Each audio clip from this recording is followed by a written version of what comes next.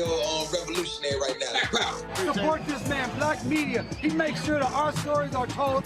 Thank you for being the voice of Black America, Roland. Stay black. I love y'all. All momentum we have now, we have to keep this going. The video looks phenomenal. See, there's a difference between Black Star Network and Black-owned media and something like CNN. You can't be Black-owned media and be scared. It's time to be smart. Bring your eyeballs home. You dig?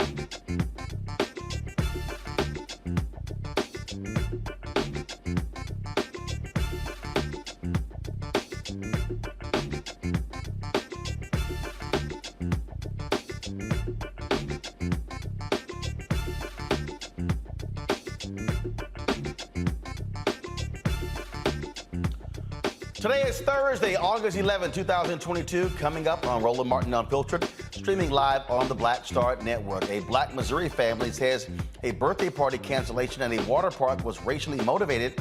We'll talk with that family and their attorney. That video has gone viral. Speaking of viral, have y'all seen the video of the white woman who called the police on a black man standing outside his Seattle area home? If not, we'll show it to you and talk to that brother about what happened and what has taken place since. The Department of Justice has already asked a court to unseal the warrant the FBI received before searching the Florida estate of Donald Trump. Republicans have been whining and complaining about, oh my God, this was so wrong. Well, guess what? Attorney General Merrick Garland came out in a 4-minute statement speaking about the extraordinary public interest in this case. We'll tell you about a subpoena that was issued months earlier. A Pennsylvania cop with ties to the Blood Street gang pleads guilty to drug and gun charges. And a Florida teacher resigns after the photos of black heroes he paid for are taken off of his bulletin board. Really? It's time to bring the funk on Roland Martin Unfiltered of the Black Star Network. Let's go.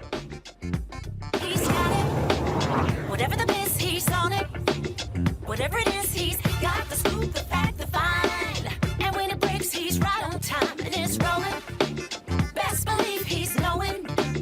Putting it down from sports to news to politics. With entertainment just for kicks, he's rolling.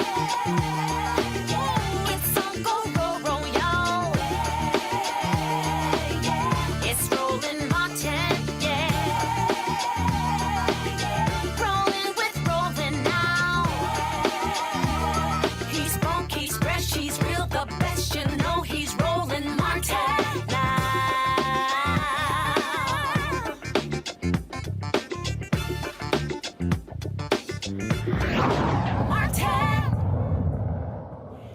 would you do if you paid thousands of dollars for your child's birthday party, and when you showed up, the public facility says the party you paid for is canceled because they don't feel comfortable?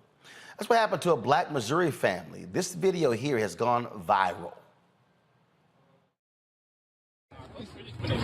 This is probably who we need to. Are you Grace? Yep, I am. We can talk right here. We can talk wherever you want to talk. So you're telling me that you canceled our parties because of what? Because of the outreach that it got on social media. It's not something that LSPR is comfortable hosting. What do you mean you're not comfortable with? It's a private event. I understand that, and we reserve the right to cancel any of the parties. Hold on. So where does it say that you reserve the right to cancel in any of this? Because we are a public entity, we can cancel any party that we want to. Where does it say that?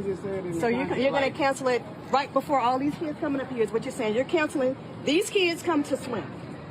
I mean, like, what is the problem? We have security coming. We put a whole lot of money into this. You talking and about? You're gonna get No. We have money back. outside of what we paid for you. We paid for security to come up here. We got the police. He's here for me. No. We have other police officers coming. No, not him. Hold on. Not him. Our security team is an organization. They contact Lease and police and let them know that the event is happening. I've been here all day. Honestly, I don't know. Yeah, I mean, they contact me. I mean, it's. We had a. Hey, you locked your doors, right? Cancel on a kid's birthday party, a private party, because of. You're not comfortable. Because you're not comfortable with what are you uncomfortable with? What are you uncomfortable with? The outreach. You see, it's racist. What outreach? It's giving racist. What makes you uncomfortable? What makes us uncomfortable about all of us? The number of people that this event has reached. The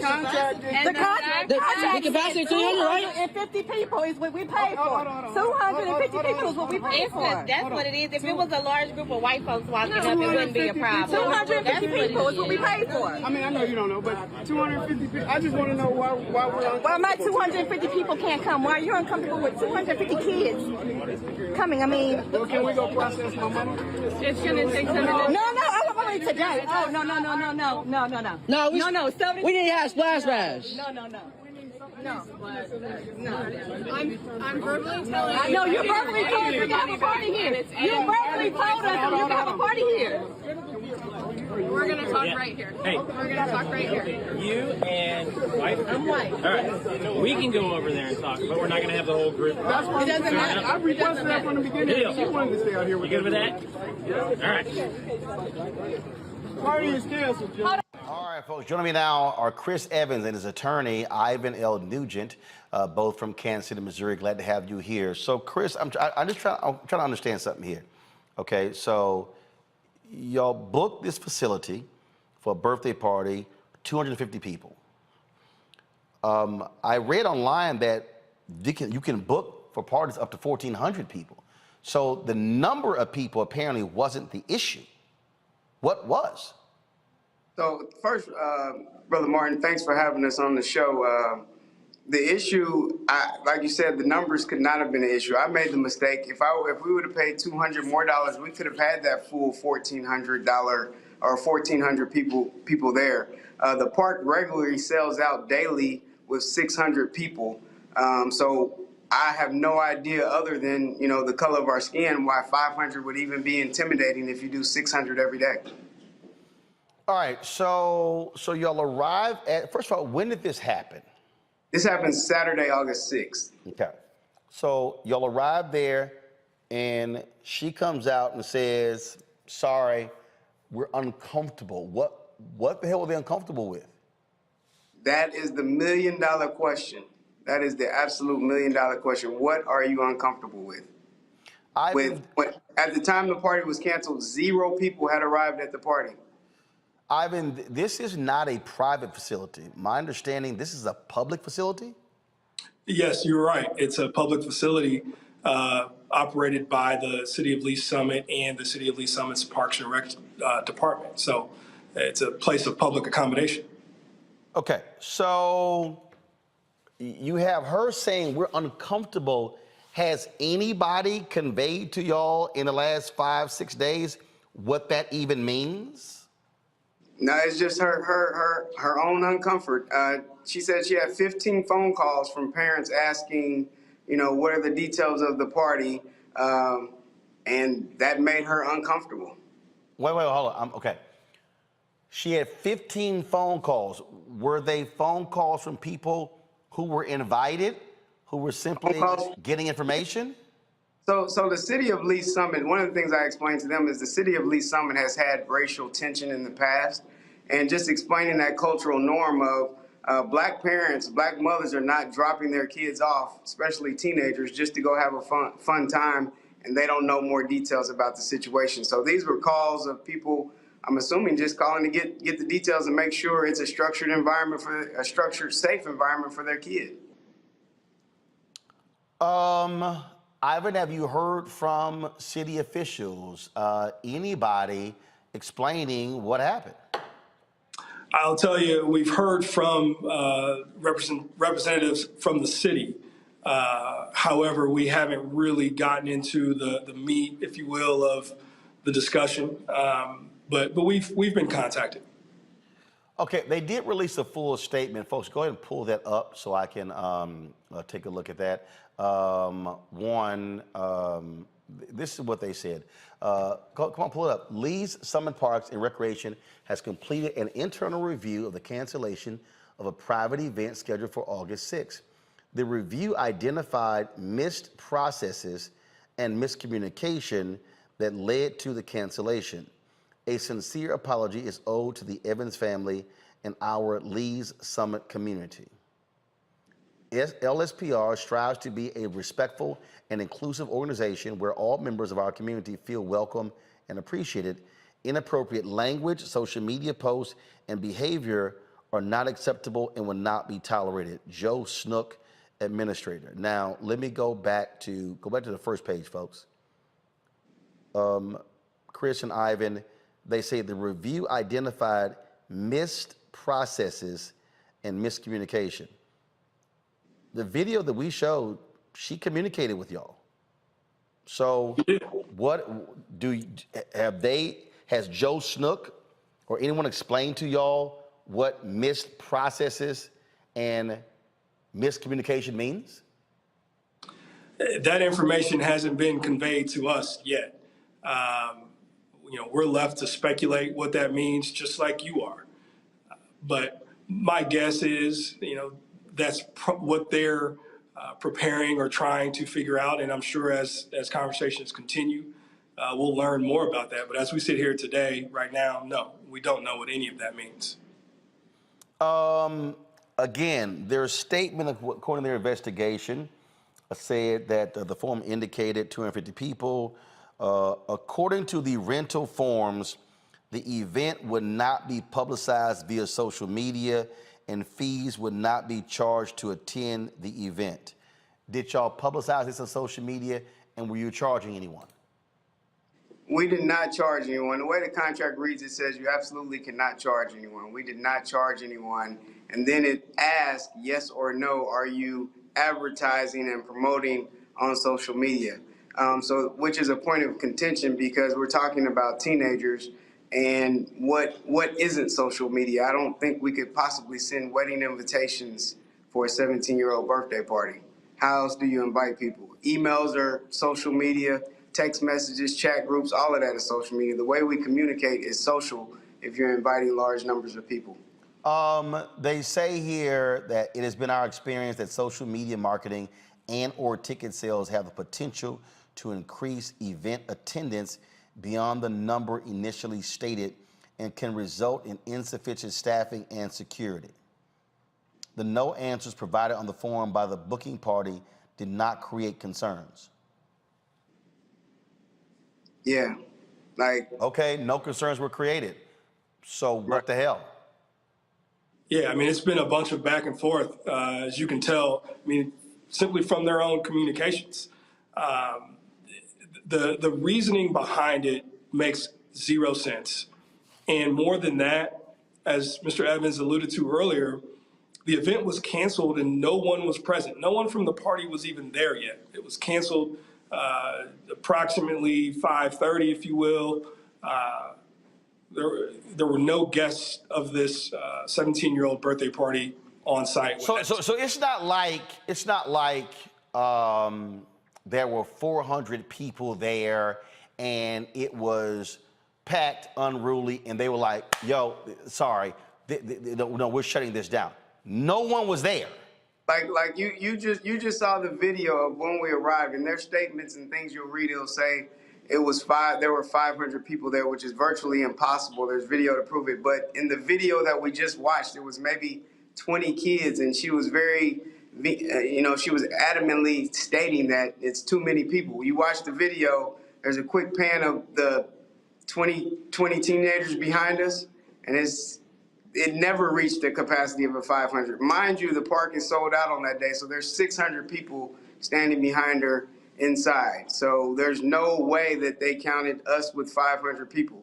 If someone was out there counting, the number should have been in the thousands, at least 1,000. If we had 500 and they had 600, impossible.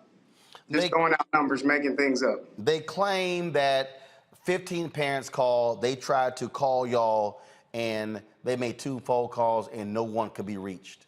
Yeah, they called our work number on a Saturday at about 5:13 p.m., and we have a 7:30 party, so I obviously was not at work.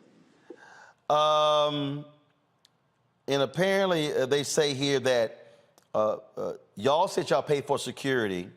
Yes. Then they say in their statement that their staff did not.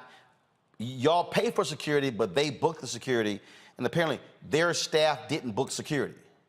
Their staff, we had no conversations about their staff booking security. Us taking our own precaution and wanting everyone to be safe, we hired an outside security firm because that's what you do when you have numbers of that magnitude and you want to make sure everybody's safe. I want to make sure my kids are safe. You have security at schools, you have security at airports, you have security at malls. What place doesn't have security? So we took it upon ourselves to book our own security, yes. They say their statement, staff and police stayed on site until the crowd dispersed at approximately 8 p.m. and Lease Summit police estimated 500 people between 7 p.m. and 7:30. It's not true. And more than that, only 250 could get in. Mr. Evans and his party didn't control the door. So it's as simple as someone standing at the entrance. And were those 250 people, their names were already on a list, so they walked up and said, "Here's my name," and they were let in, or was it the first 250 people show up? We did not have a list. So how would you? So if it was a max 250, how would you know you hit your limit? I mean, it's like anywhere else you go. If you're 251, you don't get in. You have a clicker. I mean, that's part of that $2,000 that you pay for a facility. If you have a limit, I mean, again, $200 more, we could have had up to 1,400 people. As a business, I mean, either they would keep track or we would keep track. I mean, it's a pool party, so I'm sure there's a lifeguard to swimmer ratio that they must maintain to maintain a code. You know, you go to a party and it says you're breaking the fire code. I'm sure they have those things in place, or at least they should. And this isn't the first private party that they've rented to. At the end of the day, these folks know how to handle a private party. They chose simply not to on August 6th. Then there were some additional social media posts. Folks, if y'all have that, apparently some of the lifeguards used very profane language with regards to this event being canceled. I saw that there was some Snapchat videos that were released, and in their statement, they stated that let's see here, they said on Sunday, LSPR was made aware of a disturbing social media post made by a part-time Summit Waves lifeguard. And then apparently the administrator called y'all to apologize for the inappropriate and insensitive language used by staff, including the social media post, and advised that appropriate actions will be taken with the staff. Did that happen? So do you have a copy of the picture that was posted? I'm going to pull up in just a second. Okay. I mean, the picture was disgusting. The words were disgusting. to the extent that we wouldn't want our kids to go there today when you have that type of culture. The young lady said she didn't give a single F that they were in trouble for the situation the night before. And she's in uniform, lifeguard, at the pool, saying that she doesn't give a single F. Like, you have to ask yourself, would a lifeguard save my kid if they were drowning? For those 15 parents that called, do you have people in place that would save my kid's life if they're drowning in a pool? Let's see here. I'm looking for that very, let's see, photos here. And like I say, we saw, here we go. I think I have the photo here. Let me go ahead and put this up on our screen here. Control room, you should now have it. This is the image here. This is her photo. This is what she looks like. And it says, "Good morning from Summit Waves. Apparently we are canceled and being dragged, but we don't give a single fuck." That's what. That's what my kids woke up to on Sunday morning after their birthday party had been canceled. Ivan, what's next? You know, we are obviously still waiting to have conversations, but in the meantime, my team is preparing and going through all of our options legally. We've been counseling Mr. Evans and his family on that. We are prepared, but at the same time, we would enjoy a conversation. But we are ready. So this took place on Saturday, and so far, y'all have not had a meeting at all with the city or with this water park. Mr. Evans has had a phone conversation with Mr. Snook. That happened, I believe, on Monday, in particular, working through refunds. But in terms of, you know, representatives being in the room and sitting down and trying to get some understanding and hash things out, that meaningful conversation has not happened. And I take it, according to their statement, you've already been refunded all of your money. Yes, I have been refunded. I was not refunded that day. I was refunded the following Tuesday. So didn't get to party on Saturday, got my money on Tuesday. And you plan to throw another party somewhere else? We'll figure something out. All right, gentlemen, we certainly appreciate you joining us here on Roland Martin Unfiltered. Keep us abreast of what happens next. You know, if we could just make one final comment, it would be, you know, there are threats of violence being exchanged. Mr. Evans and his family have received those threats. We understand that the Summit Waves employees has as well. We've put out a statement. We don't condone any violence towards anyone. We'd ask that anyone that is engaged in that, please stop. That's not the goal here. We are moving towards unity and peace. All right. Gentlemen, thanks a lot. I appreciate it. Thank you. All right, thank you. I'm going to bring up our panel right now. Joining us right now is Erica Savage. Of course, she joins us. Erica is with the Refrain Brain. Reese Colbert, founder of Black Women Views, and Dr. Greg Carr, Department of Afro-American Studies at Howard University. So here we had Sesame Place, we had Lego. I mean, it's like on and on and on. I mean, the reality, Reese, of being black in America. And when you hear, oh, we're uncomfortable. Really? You're uncomfortable. You uncomfortable with all of these extra arrangements I made, pay my money, but you see a bunch of black faces and now you want to cut the fuck up. This is just another situation of Karens being Karen, and now they're trying to backtrack and have a pretext and saying, well, we had these calls and this, that, and the other. Who gives a damn? If you're open on any kind of day, you're going to get calls asking a variety of questions. 15 calls, as they claim, is not a massive amount of calls. And as far as there being a flyer, I mean, you know, I can go on Canva right now and create a flyer and call it whatever the hell. You know, black people, we like to put little extras on it. We like to have a little snazzy, jazzy, little sauce on our invitation. So that does not make it something that is advertising. So I just think they're full of shit. And I'm just really sick of black people, you know, trying to do the right thing that could have just easily said, hey, everybody meet me down at the water park, you know, pay your own tent, pay your own way, and we gonna all turn up. But they actually made the extra arrangements, and it still wasn't good enough. So these people wouldn't be seeing a dime from me. And as far as that lifeguard, her ass need to be fired, or him. Who I couldn't tell what person it was, but that motherfucker needs to be fired ASAP, because next thing you know, somebody's child is dead or has brain damage or whatever the fuck because she doesn't like black people, and ain't nobody got time for that. Just watching this, and you're seeing the ridiculous answer, Greg, is just laughable. It is. And I agree with Reese. I mean, tonight's word, maybe the word in our lives, will probably be impunity. These white people acting with impunity. Of course, here we are, the 11th of August, 2022. This is, can you believe it's been 5 years? This is the 5th anniversary of Charlottesville.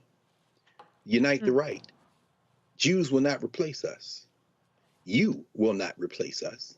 You're getting replaced, baby.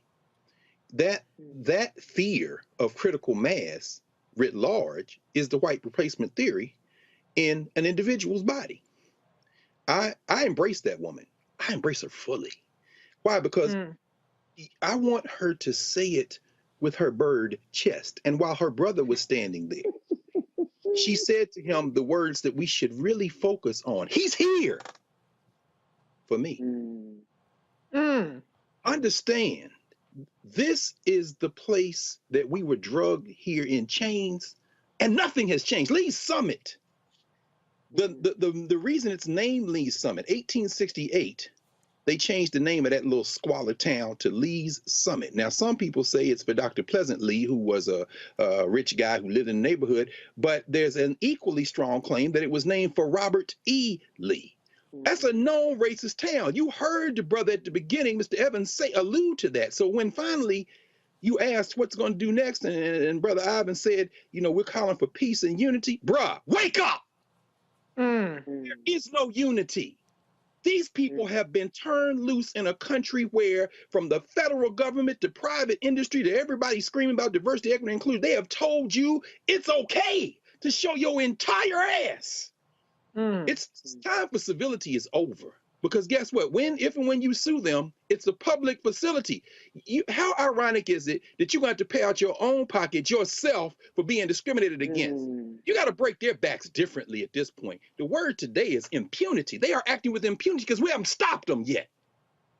You know, this is the thing, Erica, where Black folk, we talk about what life was like for us during Jim Crow era, where we were barred from going to water parks, swimming pools, restaurants, whatever, and we created Black spaces. There were Black beaches. There were Black areas where Black people vacationed. They were safe havens for us.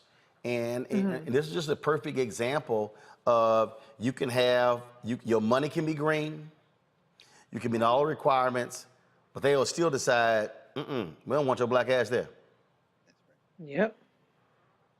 Absolutely. And I think Karen really summed up our entire condition here, which is uncomfortable. We are uncomfortable. We have been and still remain uncomfortable. And I'm glad you brought forward Jim Crow and that Dr. Carl walked us through that history lesson, because when you think about Jim Crow, I know we're going to talk about something that happened in Seattle, Washington.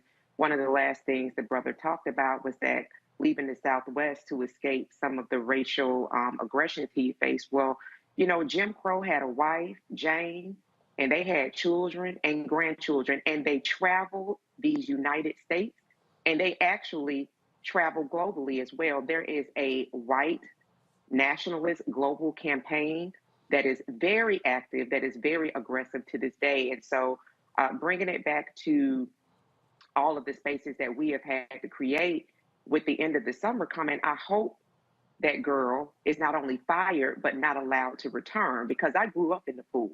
My son was a lifeguard. That was his first job. And one of the things that lifeguards have to be attentive to is they have to be so attentive to all of the activity that's happening in the pool. even amongst the heat, making sure that everybody, whether they're sitting in the pool, playing in the pool, even people who are watching other people, they have to be on guard for all the activity that's happening. For someone who's taken lessons from the Karen that was talked about being uncomfortable, they will dance to our music all day long. They're not our friends, everybody. You see that this is happening at a young age. That's a girl, she's probably going to school, high school, middle school or high school. So I just want people to really, really understand that these are people who are charged, even at this level, with life, and that's including Black life, to make sure that we are always on guard and to make sure that we are actually expending our monies to places that actually respect us. Absolutely crazy. Folks, speaking of crazy, wait till you hear from our next guest. I mean, it was a brother just moving to a crib, and all of a sudden a white woman said, show me your papers. Whoa. As if we're in racist South Africa apartheid. We'll discuss that next right here on Roland Martin Unfiltered. Folks, if you're watching on YouTube, Facebook, hit that like button, that share button. A bunch of y'all are watching right now. Come on, we should easily be at 1,000 likes by now. So let's get that done. Also, we want you to support us in what we do. Download the Black Star Network app. If you're on YouTube right now, you can still download that app. Apple phone, Android phone, Apple TV, Android TV, Roku, Amazon Fire TV, Xbox One, Samsung Smart TV.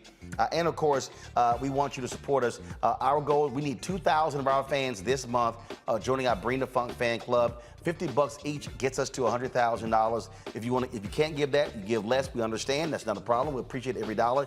If you can give more, that'll be wonderful as well. So, folks, again, we're behind with our giving. Again, your resources allow us to be able to not only do this show, but remember, this isn't just this one show on the Black Star Network. You got this 2-hour-a-day show, Faraji Muhammad's 2-hour-a-day show. You got weekly shows from Deborah Owens dealing with finance.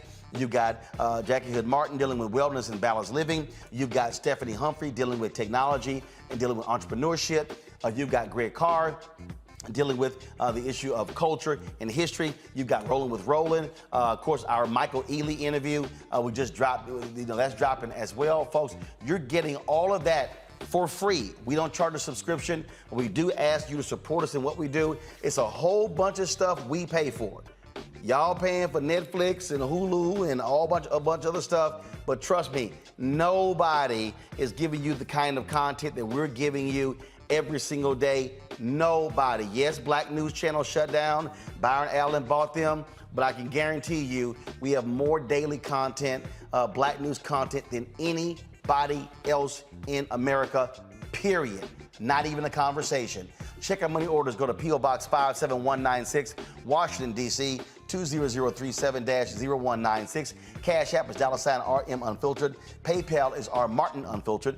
Venmo is RM Unfiltered. Zelle is Roland at RolandSMartin.com. Roland at RolandMartinUnfiltered.com. We'll be right back.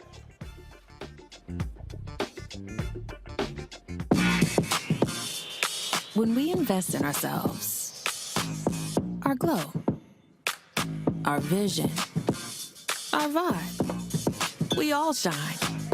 Together, we are Black beyond measure. On the next Get Wealthy with me, Deborah Owens, America's Wealth Coach, you see the headlines. All frightening, right? Interest rates are going up. The recession is on the way. The stock market is up and down. But you know what they say, scared money don't make money.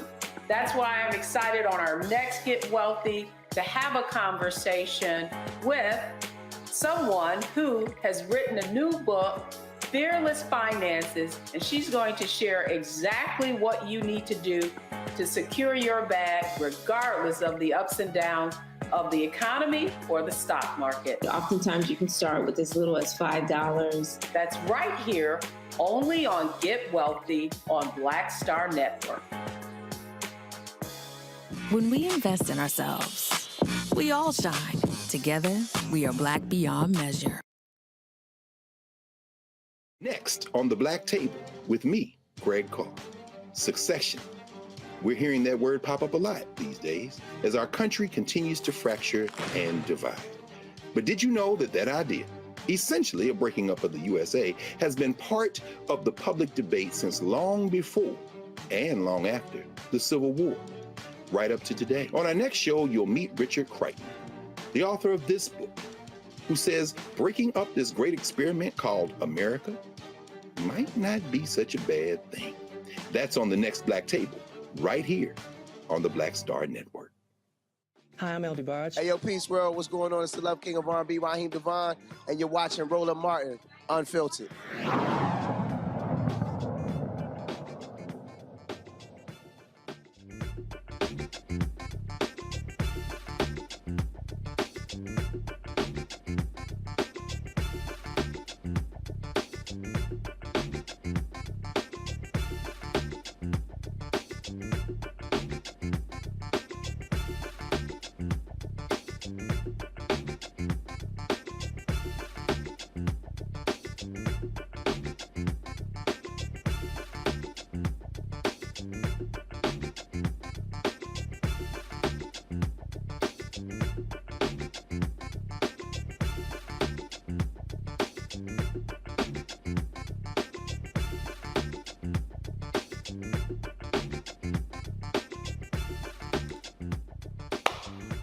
All right, folks, in South Africa, they used to have these things called passbooks. And so somebody white could walk up to you, cop or anybody, and they say, show me your papers.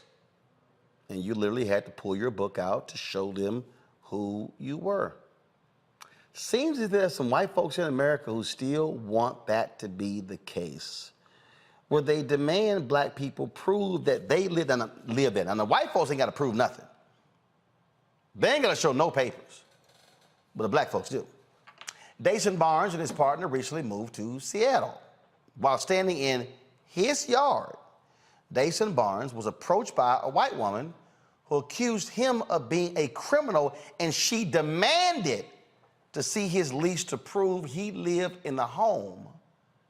And y'all, then she called the cops. Roll it. I'm dumb as fuck.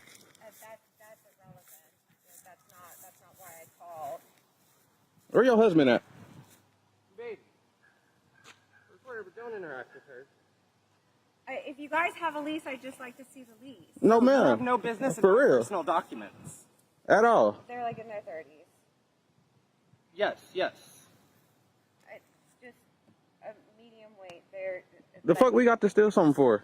Babe, what's that? do not What do we need? interact with her. Get your... Okay, it looks like there's been a misunderstanding. So, apparently, there's been a misunderstanding. When I was driving by, I saw an individual behind the house, and so I stopped. And Profiling. And all the windows are closed, and it looks... It's hot as fuck. The sun is beaming. And so I'm like shocked, and I'm like, okay. And so then I back up, and then I see an individual crouched again, and I'm like, hi, like, what are you doing at my neighbor's house? And then... And I greeted you, didn't I? What's that? And I greeted you, didn't I? So that's when I called 911, because I'm like, okay, like, this isn't my neighbor.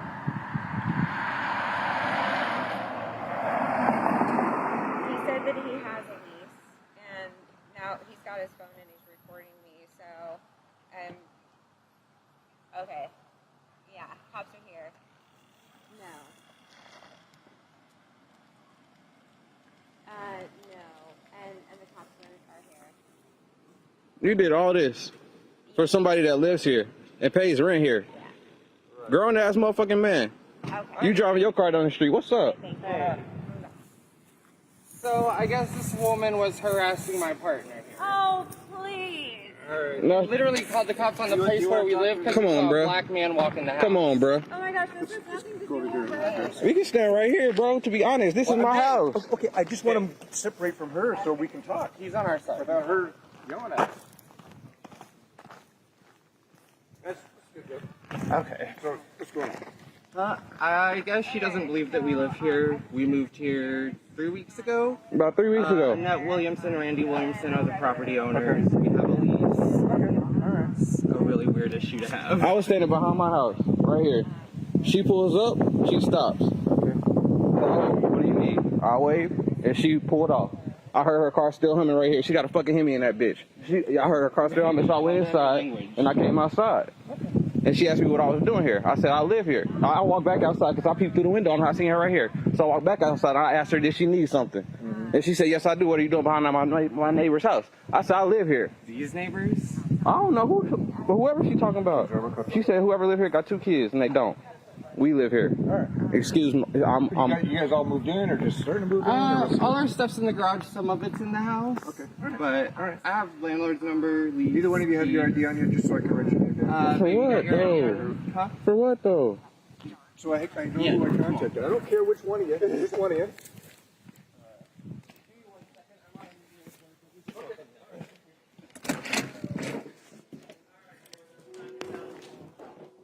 Get the dog. Okay, Dason Barnes joins us now from Seattle, Washington. Glad to have you on the show. First question, is your partner black or white? He's white. Okay. So she didn't question him, she questioned you. Yeah, she questioned me initially, because initially she had saw me in the back of the house. I was sitting there writing, and she pulled up in front of my house, and I casually greeted her as a neighbor should do, or I thought that was right. And she waved back at me, and she kept on going. So I thought it was over. I thought it was just a neighbor being a neighbor. And as soon as I get into my house, I see her reverse her car. And so I peeked through my window, and she's there. And so I walked back outside, and like I said in the video, do you need something? You're not supposed to be here. What do you need? Let me know. And that's what she demanded my papers. And my partner, yes, he is white. And she seemed shocked when I went inside to grab my white partner out. Well, see, that was my whole point. So first of all, how long had y'all been in the home? About 3 weeks. About 3 weeks. Yes, but this was the first time she saw you. Right. I assume everybody, my landlord made sure to let our neighbors know that we had moved in. And we had a U-Haul parked out in front. How could you not see us? And especially if you say you were friends with these neighbors, as you say, as tight as you say you were with them, you should have known they had moved out. You could have gave them a call or whatever the point may be, or whatever you had to do. So you're in your front yard, just minding your business. Yeah, and first I was in my backyard when I first saw her. Yeah, I was writing to pass some time. So you just chilling in the backyard, writing, yep. And she sees a black dude in the backyard. Well, who the hell is that? Right. And then she decides to pull up in the front to begin to interrogate. Yeah. Right. Trying to get some information out of me. And I don't owe you a lick of information. Now here's what I don't understand. So she calls the cops. Mm-hmm. The cops come, and again, here's what I noticed, and it just be reality. Yeah, he's your partner, but he's also white. You're black. Right. Cop asked for the ID. Your partner was fine. You like, whoa. Why in the hell I got to show ID?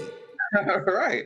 I don't have to help you with your investigation. All you need to know is that I live here, and that should be the end of it. Now you have to go investigate further. I don't have to show you a lease. I don't have to show you anything.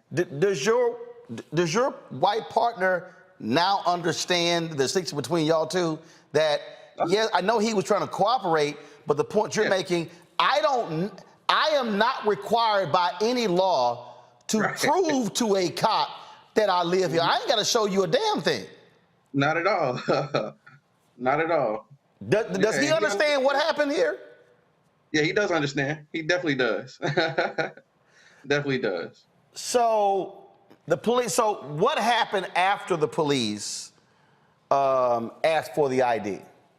So I went inside of my house to get out my ID just to speed everything along, because I really wanted these folks off my property now. Like I ran here. I'm a taxpayer. I go to work every day. I work with people with IDD. So I just went in and got my ID, and I came back out, and he said, "Thank you, Dason. Have a good day."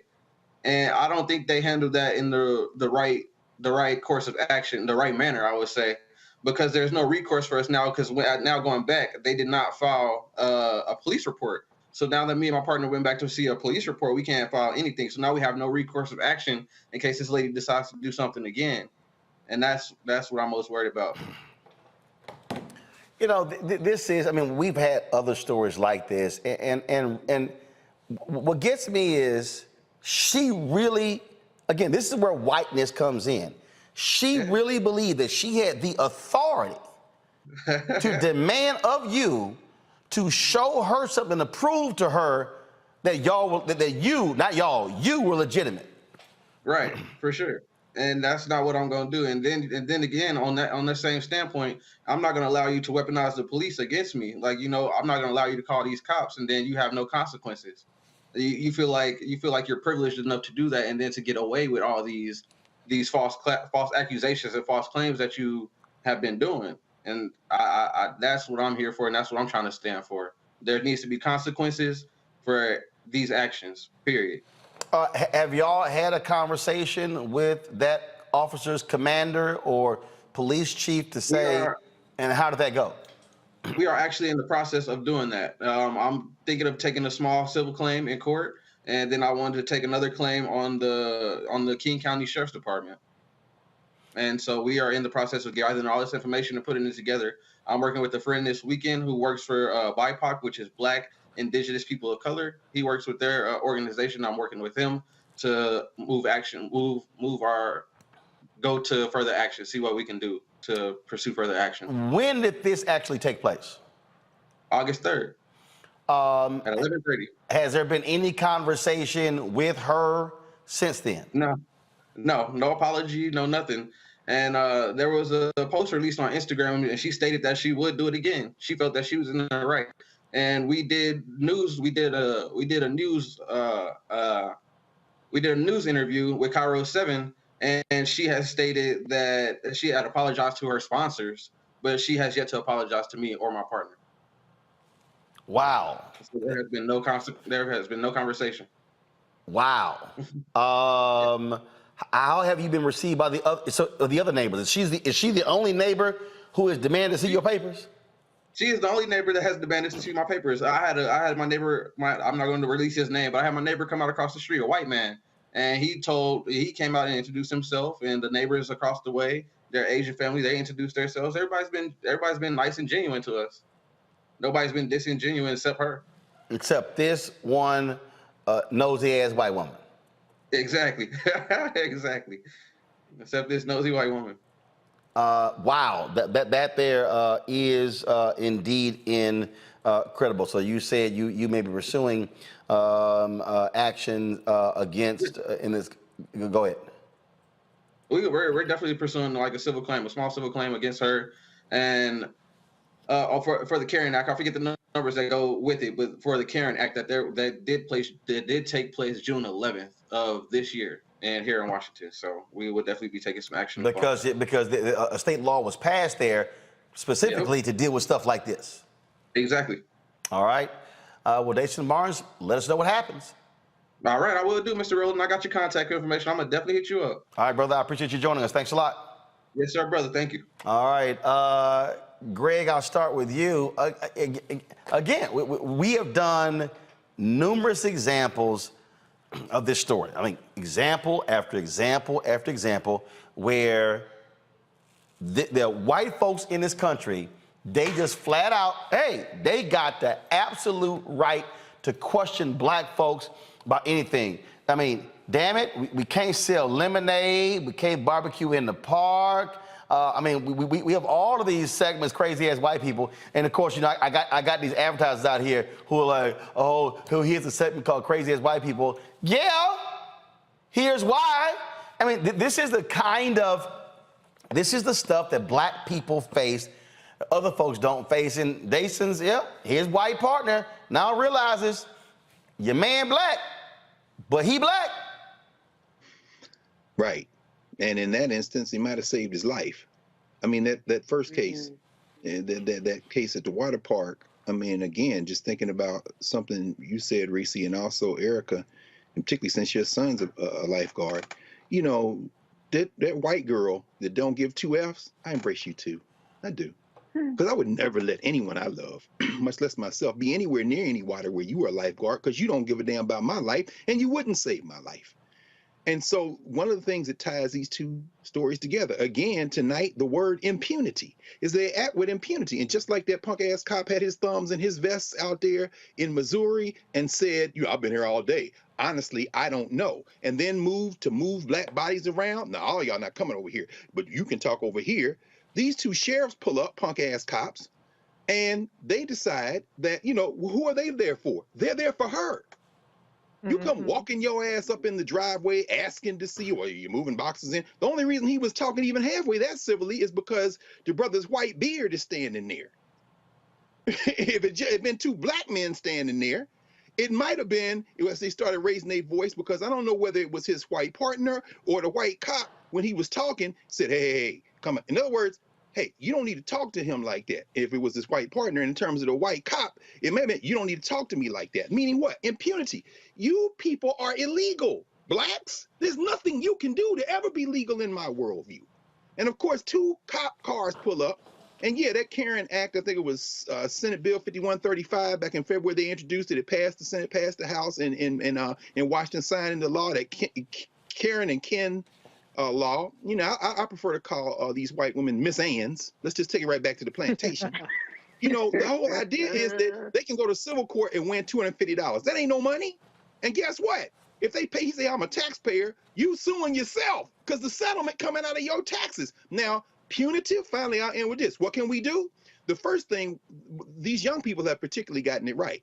The minute these white people show up, roll that beautiful beam footage, start taping, live stream if you can. And when you sue them, let's get some personal lawsuits. Don't be taking money out your own pocket to pay yourself. The civil suit, because that Ken and Karen law also has a punitive dimension. Break her. I was kind of hoping maybe she had a husband or a man who lived in the house, because the first thing he said was, where's your husband? And I'm thinking, well, did she live with somebody, or was that just a, but anyway, it doesn't matter. Sue the shit out of her, leave her naked outdoors with nowhere to go, and maybe she moved to a state like the place I was born, Tennessee, to just pass a law to criminalize homelessness. Maybe her ass can go to jail for being alive, which is basically what we've been doing since they brought us here. I mean, this, Erica, is precisely why I dropped white fear. This is, again, how the browning of America is making white folks lose their mind. And that's what it is. Basically, their example after example, how dare you live here? No, I think you're a criminal. Show me your papers. I mean, we've seen numerous examples of this, and this is the kind of stuff, absolutely. So what do these white women do? They call the cops. Well, hell, we already know what happens when cops roll up. That was another, remember the video we showed where the brother, and matter of fact, I think his roommate was white. The brother was just cleaning up. He was picking up trash in the front yard. Man, the cops rolled up. That brother could have got shot. That's right. Because somebody dared, he don't live here. He looks suspicious. And he was picking up trash in his own front yard. It's rinse and repeat, Roland. And if anybody hasn't pre-ordered that book or Reese's book, you need to go ahead and do that today. I've done both. But rinse and repeat. And then here's the other piece, and this goes to the story that we just covered a few moments ago. Now we have to also tie this to the health implications for Black people. So it's not only that, and these are not microaggressions, these are acts of intentional harm that have the capacity to be lethal. So now we're talking about poor health outcomes for Black people. We're talking about increased propensity to depression, anxiety. Now we're talking about stress that's been induced. Now we're also talking about enter heart disease, enter type 2 diabetes, and then you also enter coma, et cetera, et cetera, et cetera. Now you're taking years off of Black life, and it starts very early because of the audacity of the Carol Bryant type that continues to exist in these worlds. So these are things that, like you said, Dr. Carr said a moment ago, take your cameras out. Make sure that you continue to light these people up, because the other part of the audacity is that she said that she would do it again. She said that she would do it again. That is a captured comment that he mentioned on social media. She said that she would do it again. And Reese has talked about this in commentary previously. Sue them, become more litigious. Dr. Carr just laid out, not only with the Ken and the Karen Act, but to go after their personal property. Everybody should have that kind of insurance coverage, but go after them. Make them remember it. Make them think about it. And then maybe they will think twice before they cause intentional harm to a Black body. To that particular point there, Reese, that is a great point that Erica makes, because this is the stress that Black people have to endure. And I often say, white folks, it must feel great to be able to roll through life and you're not sitting here worried about someone saying something stupid. You're not worried about going to Bible study at a Black church and somebody white rolling in and blowing you away. You get to shop. Don't worry about getting followed just because of your skin color. It's great for you to get to deposit money in a bank, and then folk ain't wonder whether you're trying to rob the bank. I mean, these are realities of being Black in America in the 21st century. Absolutely. And, you know, I said to somebody, reposted a clip from a while ago, white people, mind your damn motherfucking business, especially you, bitch, up there in Seattle. Here's the thing that tripped me the fuck out. If I think somebody is robbing a place, I'm going to get as far the hell away from that place as possible. I'm not going to be sitting up there in whatever the little red car she has, one leg out the window, talking all casually and shit on the phone. I'm not putting myself in danger like that. So that's how I know she's full of shit, and she just decided that she was going to get her rocks off fucking with a Black man because she ain't got shit better to do. That's why I am absolutely 100% for slapping bitches when they need to be slapped. So I would have had to make a decision in that case. I know the cops are on their way. So am I going to keep it cool and or am I going to wild the fuck out and then get a wrongful arrest situation? Now, if I get a wrongful arrest situation, this becomes a bigger story. Maybe I can get more money in that punitive damages, but then again, I could also end up dead or dead in jail. So there is the mental decision making we have to make in that process, like Erica said, which is traumatizing in and of itself. So it's really a no-win situation. I don't have the restraint to not completely violate homegirl in my yard, telling me, demanding that I show her shit, which I don't have to do. It would not have been a comfortable situation for her. So that's part of the problem. She felt very comfortable, very powerful in that stance. She wasn't shifty. She wasn't, oh, stay back. Oh, don't come up over here. No, she felt a little bit too comfortable for my taste. So I'm for recording, but before you record, cuss these motherfuckers out.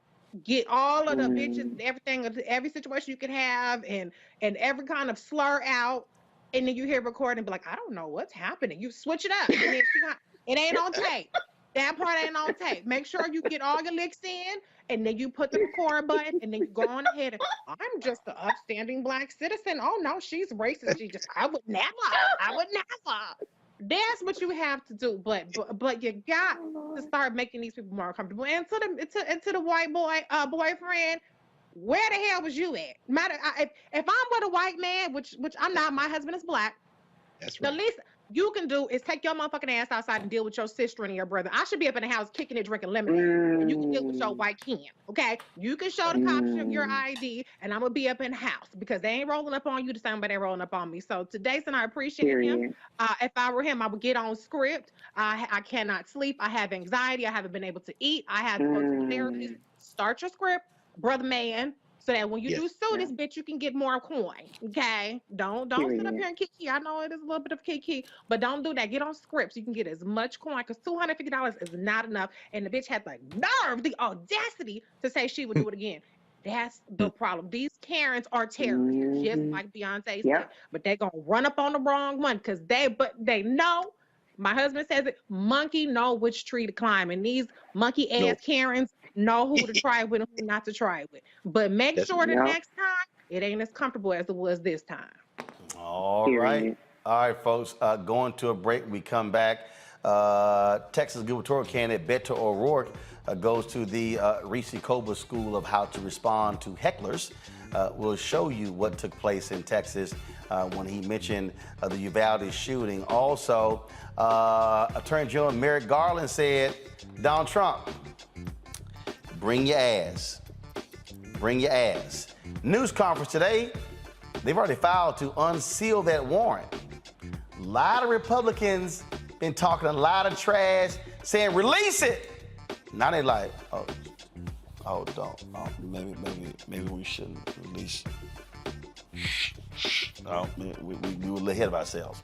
We'll unpack all of that coming up next on Roland Martin Unfiltered. Folks, please, again, YouTube, Facebook, Twitch, Instagram, TikTok, LinkedIn, Black Star Network app, wherever you're watching, hit the like button, hit the share button, push this out. We need more folks watching the show because, y'all, you ain't getting this anywhere else.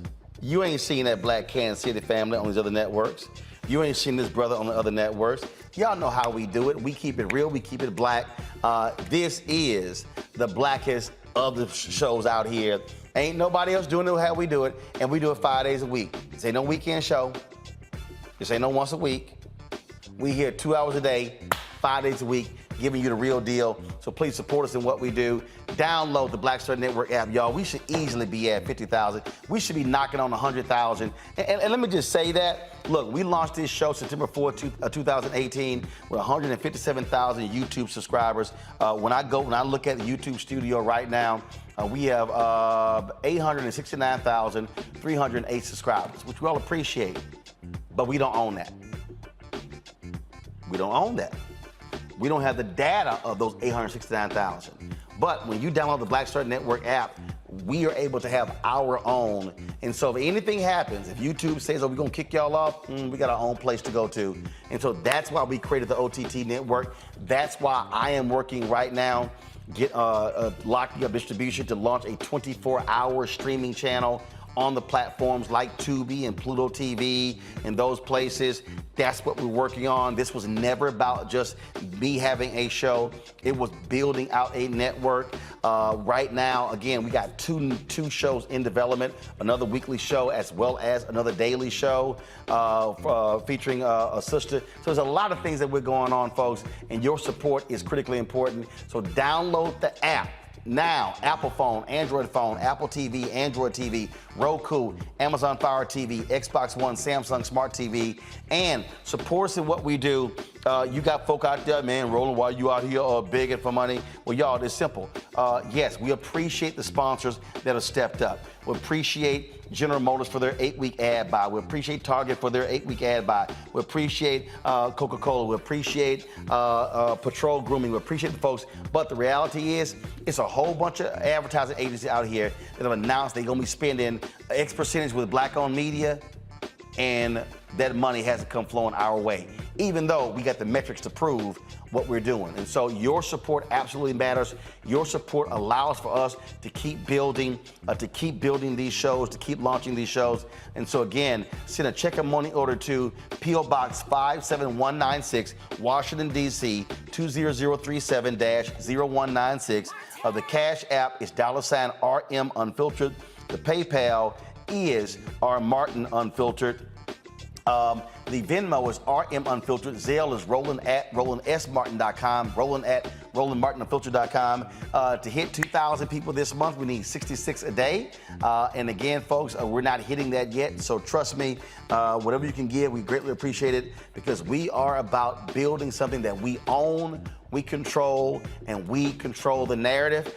Today, just giving y'all an update, I literally flew this morning. To Kansas City. I met with the folks. They're building out our new Robomobile.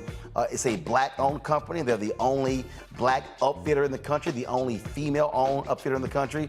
My girl Windsor Barbie out of Dallas, my home girl. And so I sat with them, went over the plans. I literally flew up this morning, had the meeting, flew back in time for the show. And so that's happening as well. So what I want you to understand, that when you are supporting us, we are supporting other Black-owned businesses. And so we are circulating the Black dollar every single day. So that's what I want you to understand. So please support us. If you give during the show, I'll give you a shout out. I'll do that on the next break, the folks who actually given in the previous 2 breaks. We'll be right back on Roland Martin Unfiltered talking about Trump. pissing off the DOJ and the FBI. Let's see what they do next. Back in a moment. When we invest in ourselves, we're investing in what's next for all of us. Growing, creating, making moves that move us all forward. Together, we are Black beyond measure. On the next, A Balanced Life with me, Dr. Jackie, getting back to normal. Is there such a thing? We're about to send our kids back to school when we literally have more questions than there are answers. What does it mean to have a normalcy? How will our kids respond to it? And how are we going to assist them? What can you do to help your kids feel some sense of emotional stability as they go back into the classroom? Here on A Balanced Life on the Black Star Network. When we invest in ourselves, our glow, our vision, our vibe, we all shine. Together, we are Black beyond measure. We're all impacted by the culture, whether we know it or not. From politics to music and entertainment, it's a huge part of our lives, and we're going to talk about it every day right here on The Culture with me, Faraji Muhammad, only on the Black Star Network.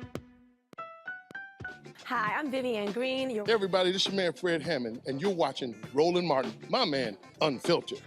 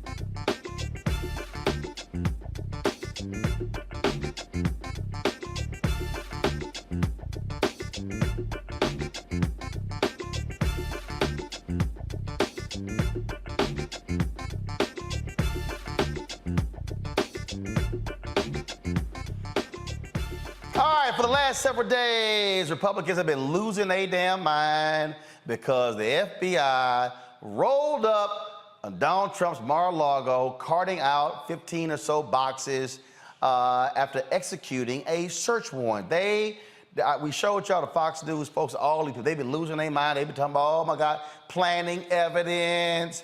Donald Trump asserted that. And then they were like, the FBI, the DOJ, they should come out and they should hold a news conference and tell the people what's going on and what was in the search warrant. Or they got indignant. Attorney General Merrick Garland was like, all right, I got something for your ass. Roll it. Since I became Attorney General, I have made clear that the Department of Justice will speak through its court filings and its work. Just now, the Justice Department has filed a motion in the Southern District of Florida to unseal a search warrant and property receipt relating to a court-approved search that the FBI conducted earlier this week. That search was of premises located in Florida belonging to the former president. The department did not make any public statements on the day of the search. The former president publicly confirmed the search that evening, as is his right. Copies of both the warrant and the FBI property receipt were provided on the day of the search to the former president's counsel, who was on site during the search. The search warrant was authorized by a federal court upon the required finding of probable cause. The property receipt is a document that federal law requires law enforcement agents to leave with the property owner. The department filed the motion to make public the warrant and receipt in light of the former president's public confirmation of the search, the surrounding circumstances, and the substantial public interest in this matter. Faithful adherence to the rule of law is the bedrock principle of the Justice Department and of our democracy. Upholding the rule of law means applying the law evenly, without fear or favor. Under my watch, that is precisely what the Justice Department is doing. All Americans are entitled to the even-handed application of the law, to due process of the law, and to the presumption of innocence. Much of our work is by necessity conducted out of the public eye. We do that to protect the constitutional rights of all Americans and to protect the integrity of our investigations. Federal law, long-standing department rules, and our ethical obligations prevent me from providing further details as to the basis of the search at this time. There are, however, certain points I want you to know. First, I personally approved the decision to seek a search warrant in this matter. Second, the department does not take such a decision lightly. Where possible, it is standard practice to seek less intrusive means as an alternative to a search and to narrowly scope any search that is undertaken. Third, let me address recent unfounded attacks on the professionalism of the FBI and Justice Department agents and prosecutors. I will not stand by silently when their integrity is unfairly attacked. The men and women of the FBI and the Justice Department are dedicated, patriotic public servants. Every day, they protect the American people from violent crime, terrorism, and other threats to their safety while safeguarding our civil rights. They do so at great personal sacrifice and risk to themselves. I am honored to work alongside them. This is all I can say right now. More information will be made available in the appropriate way and at the appropriate time. So what was interesting here, they made it perfectly clear that they were going to go to court to unseal this particular warrant. Now, it's been interesting watching all the responses. Now remember, these are the same Republicans who were demanding, yelling, and screaming that Democrats pass a bill to protect the families of Supreme Court Justice Kavanaugh. Yet, these folks have been willing to put the name and the address out here of the judge who signed off on the warrant. In fact, they've also been lying. Perfect example. Look at this tweet right here. Clay Travis, who really should stick to sports, and he don't even know that sports well. He was one of the people who they hired, him and Buck Sexton, to replace Rush Limbaugh when he died. He tweets, the judge who allegedly signed off on the warrant to raid Donald Trump's private residence had posted how much he disliked Trump on social media. Yikes. Well, Andrew Kaczynski, who is with CNN, came back and said, looks like the judge who signed off on the Trump warrant is a Republican donor who contributed to Newsmax. Folks, they have been attacking this judge. Early on, it was saying, oh, he gave to Obama. He was a donor. No, he's Republican. See, they're hypocrites. They're absolute hypocrites. They were yelling FBI and DOJ, investigating Hillary, her emails.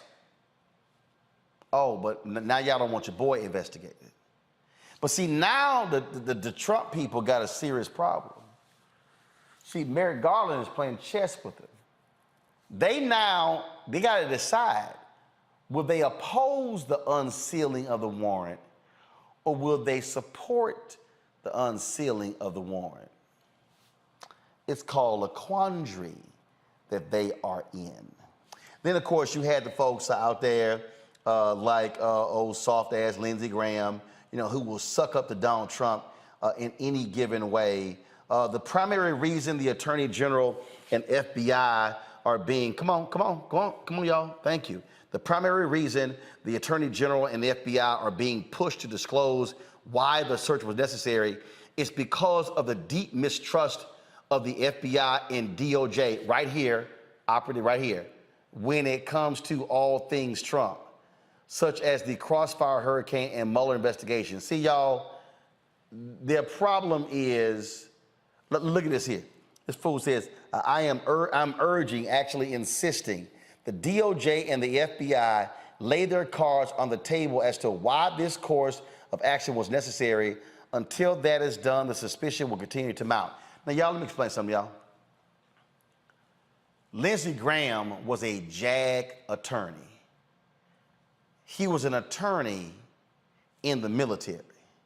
He know damn well the FBI and the DOJ does not disclose information like this. You heard Garland say the only reason he came out to disclose it because Donald Trump put it out there and then started putting out lies. The Trump folks lied by saying, oh, we never got a copy of the warrant. Our attorneys were never present. None of those, y'all straight lied. And so it was so bad, Charlie Gasparino, who is with CNBC, let me find this particular tweet. I sent it out earlier. And because y'all got to understand, again, the lies that have been told and the games that they play in order to get the fools to go along with it. I'm trying to find the response to this tweet because it really was nonsensical, y'all. And here it is right here. Come on, go to my iPad. Fox Business's Charles Gasparino stands by his reporting that Team Trump wasn't given a copy of the warrant. I'm just going to play for y'all what he said. Hold on one second. Let me roll it back. Okay, go. He's got a scoop on that warrant prompting the FBI to raid Trump's home. We caused quite a stir yesterday, got picked up a lot, on my tweet and my report that the Trump people were looking at three things. Some sort of a court order to compel the release of the affidavit, to compel the release of what's known as the return. That means everything that was taken. They say kind of an inventory of everything, okay? And to compel the release of the warrant. Now, I spoke with Trump people. I spoke with Eric Trump. They tell me they don't have the warrant. Okay, they've seen the warrant. Because the Department of Justice says, well, the president can, the former president can release the warrant. They told me they didn't have it. Now, if you listen to what Ashley said, the warrant's under seal. There's got to be a mid-ground here that is accurate, which it sounds to me. She was shown the warrant. The lawyer on the scene, I think her name was Christina Bobb. Apparently by a distance of 6 feet, so she couldn't inspect it very clearly. I heard that too. And then whatever she was given was not the full accounting of, not the full thing. You know, it was a redacted document apparently. It's just so bizarre because we're trying to get to the bottom of this. Because trust me, my Twitter page is blowing up on this stuff. Was she given the warrant? Wasn't she given the warrant? Did she just see the warrant? Charles, I mean, you come on, heard kill 6 audio. feet. I heard 5. Charles, really? You actually believe liars? The attorneys were present. They got the warrant. They lying to you, player. They are lying to you. Today's action, Erica, I think, is again, this is how you got to deal with liars. The Republican Party's whole intent, they will suck up to Donald Trump every way imaginable.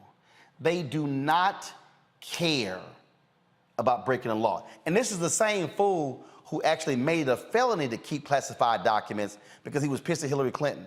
Oh, now they're using it against you. And so I need everybody watching to understand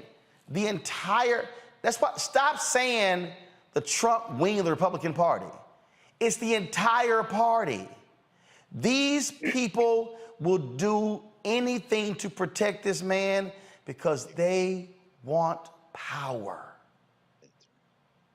Absolutely, and they're complicit as well, Roland. When you look at this now effectively a hostile group who will take over by any means necessary, going on Twitter, having different actors, different wings of this hostile group tweet out to say, like Madge from Georgia, because I refuse to call out her entire name, saying to defund the FBI, all kinds of foolishness. This is because the audacity of the law to work not in their favor. And the complicity lies in when you think about a Mark Meadows who has been serving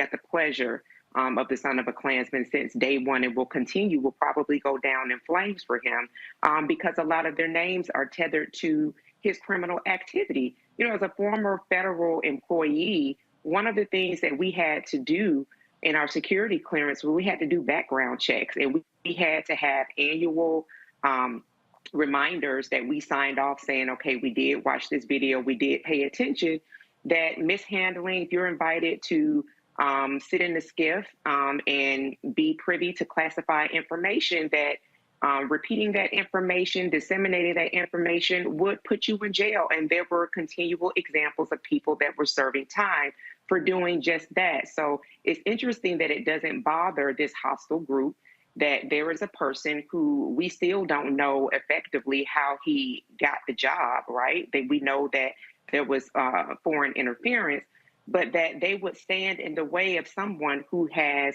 and took classified information to his private residence that also serves as a golf course. So there are civilians and people that are connected to government that do have access to this information. That should terrify the hell out of anybody that's paying attention or has the ability to read. So honestly, looking at these people who sit in the Senate, like a Lindsey Graham, who just yesterday said that he was not going to show up when he was called to offer testimony to a special grand jury down in Atlanta, they pretty much apply the law and they follow the law when it suits them. So these are the type of things, these are the type of actions that should have people very much so motivated to make sure that they engage in the vote, especially in 2022 and moving forward in elections that we have in the future. I love the reports, Reese, that Team Trump, they were caught off guard by Merrick Garland's news conference. He was, and basically he was like, okay, mess around and find out. Now what y'all gonna do? Now what y'all gonna do? If you wanted to smoke, Merrick Garland brought the whole fire. Okay, you should have had your chimney open because court is in session. And really what they've done is they've raised the stakes on the situation, because I'm of the mindset, there was no guarantee that even with this warrant that, that Trump was going to even see any kind of criminal charges from this. A big part of criminal charges relates to intent. And, the part of the problem that people get caught up on is actually the cover up.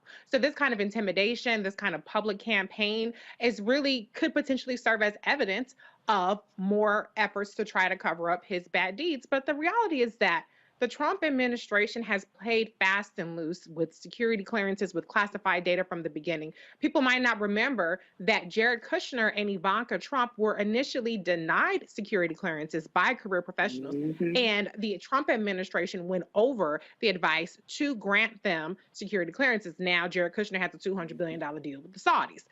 The reality is, regardless of whatever people are saying publicly about Trump, inside Mar-a-Lago, there was somebody working with the FBI, snitching on his whole operation, saying exactly what's in the documents and where to find them, because they had to, according to reports, they had already went to retrieve evidence or retrieve documents, but there was even more stuff that Trump was hiding at Mar-a-Lago. So Trump, he can be impressed by Lindsey Graham or whoever else is on Fox News defending him, but the snake is in his own backyard and it's going to bite his ass, and he's more likely to end up in jail now than at any point if he keeps going down this road. I really do get a kick. I really do get a kick out of watching all of this foolishness, Greg, because they really just show just how idiotic they are. This is probably one of the funniest things I saw today. Laura Trump, she married to one of them fools. This is the most funny headline. Laura Trump claims people are reaching out to her to say they can't sleep since the FBI searched Trump's door. And those people probably are Eric Trump, Ivanka Trump, Jared Kushner, Donald Trump Jr., Kimberly Guilfoyle. That's probably the people she's talking about. I hope so. I hope so. Of course, the joke I've been seeing going around is that the FBI busted the front door, and without even looking up from his Xbox, Barron was like, "Safe's in the back." But anyway, in other words, it may be young Barron, but at any rate, he messed my reputation up forever. I'm at the beginning of my life. But I'm thinking about something you said a minute ago, Erica, about the impact of stress on our lives. And I think about one of my colleagues and just a master teacher at Howard, Jules Harrell, who is a psychologist by training, clinical psychology, personality psychology. When the domes go up on that police light, when you're driving down the street and your heart skips a beat, it takes a few seconds off the end of your life. Being Black in America, every time our stress goes up, as you say, sis, that takes a little bit off the end of our lives. So you white people, Trump family, you'll never know what it's like to be Black, but it couldn't happen to a better group of people. Welcome. Welcome. You're never going to be able to sleep at night. Guess who will never take another breath on this side? That will be Breonna Taylor. Come on. So I don't give a damn if you never sleep again, you devils. Come on. I don't care if you ever sleep again. In fact, I hope you don't sleep, because every time that stress level goes up, you're taking a few more seconds off the end of your life. And in terms of Roland Martin Unfiltered, Roland, I mean, I'm sure Robert and Scott, Monique, DeMario, to name four of the more prominent practicing attorneys who are in regular rotation in this conversation would agree that, it's one thing to unseal the warrant. The thing you really want to unseal, going back to Breonna Taylor, would be the affidavit. Because that's the sworn affidavit. See, the sworn affidavit will then tell you what they used to support the warrant. Remember, that's what got them boys in trouble in Louisville. Shout out to young Dan Cameron, go to hell, because you next in the gate, baby. But the point is, them cops lied to get the warrant. That's in the affidavit. That's where they say what specific laws they think he broke, what's the narrative of inquiry, and then, most importantly, what is the recitation of records? In other words, what specifically is it that you put before this judge to let him give you the warrant in the first place? But see, you're right. Merrick Garland is playing the long game, unsealing the warrant politically, because they don't really do that. Now, you got punks tripping over their own feet like James Comey, who, bodied Hillary Clinton because he talking out of turn as the damn head of the FBI. But with exceptions like that, as you say, the AG is not going to tell you the why. But when they made that appeal, I think that's more of a political thing. Plus, you got fools, they running up in places like Cincinnati field office trying to get at the FBI. You see Mitch McConnell ain't open his damn mouth. Why? Because these white boys that you need their votes are ginning up this storm. Hell, I even saw, what is it, Megyn Kelly. She on Newsmax. Oh, how the mighty have fallen with this weaponized propaganda. And you got these drunk hillbillies, the same ones tried to kidnap Gretchen Whitmer and all this other stuff. And the one that came here in D.C. to Comet Pizza over on Connecticut Avenue, they hyped up to go do some shit. So Garland is trying to protect his agents. Now, I will never, till I die, cape for the Federal Bureau of Investigation. Not while Assata Shakur is still in Cuba, not while Matulu Shakur is still in jail, not while Albert Woodfox spent the longest stretch of time he ever spent in solitary confinement. And I will never cape for the Federal Bureau of Investigation, but let's not confuse that with what's going on here. We are entering the end game of the midterms. This ain't about the truth. As Erica said, as you say, Reese, they're not caring about the truth. They are trying to maintain their base because, as you said, Roland, they want power. For us to engage in a conversation about what's the truth could pull us dangerously close to focusing on the wrong thing. Now is the time, as you say, we all get registered to vote, we all organizing, we all getting out here to make sure that they don't get what they want, which is what? A flipped House, a flipped Senate, and a presidency. And finally, I'll end with this. You know you can be the president of the United States, you can run president of the United States with a criminal conviction, right? Eugene Debs did it back in the 1920s, among other people, most famously. It don't matter whether he's convicted. He could run from behind bars. Technically, there ain't no rule. So I'm just saying, this is far from over. Let's not get distracted because they are trying to maintain their hard knot. And it ain't about the truth. And Merrick Garland just trying to give them a little bit of stumbling block. But if you get that warrant, that affidavit, and it's coming. It's coming. Oh, indeed. So it's quite interesting just watching, again, all of this unfold. Got to go to a break. We come back, Black and Missing. Also, a Florida teacher quits as a special education teacher when another staffer comes into his classroom and removes pictures of prominent Black people, saying they were not age appropriate. We'll explain more. We come back and Roland Martin Unfiltered. Don't forget, folks, download the Black Star Network app. Apple phone, Android phone, Apple TV, Android TV, Roku, Amazon Fire TV, Xbox One, Samsung Smart TV. If you want to join our Bring the Funk fan club, your dollars make it possible for us to do what we do. Check in money orders. Go to P.O. Box 57196, Washington, D.C. 20037-0196. Cash App is $RM Unfiltered. PayPal is R Martin Unfiltered. Venmo is RM Unfiltered. Zelle is Roland@RolandSMartin.com. Roland@RolandMartinUnfiltered.com. Let me give a shout out to Pamela Goodwin. Thank you so very much for your donation. Daryl Johnson, Robert Ross. Let me thank the folks who have given on Zelle. Rahama Wright, William Jenkins, Melvin Griffin. Let's see here, Tamika Bookhart, New Harvest Investments. Let me also thank Aaron Johnson, Robin Welch.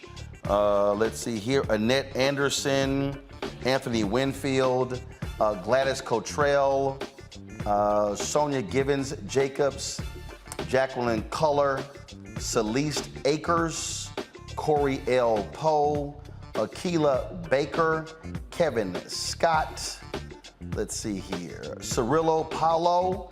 Thanks, Daryl Arnold. Thanks a lot, Antonio Williams. And let's see here, Robert Ross, Clifford Jones, Anthony Ivy, Akeisha Cooper, Anita Thompson, Regina Gladney, Stanley Lewis. Let's see here, Robert Woods Jr. On Venmo, Byron Wiley, Denise. We also have, let's see here, Deshaun Freeman, Mark Grant, Joel Clark, Gregory, Timothy Williams. And let's see here, got another one here. Let's see, do the name is showing up? Let's see, I'm looking for the name, Again, I already said Pamela Goodwin, Timothy Williams, thanks a lot. Lisa Bell, Pauline South Barnaby, Kevin Lundquist, Darlene Gloria Blackman, Rhonda McCarroll, Letitia, Tone. There we go. So I appreciate all of y'all for giving you on the show. Anybody else who get in the show, you're gonna get a shout out right here, live on the air. I'll be right back.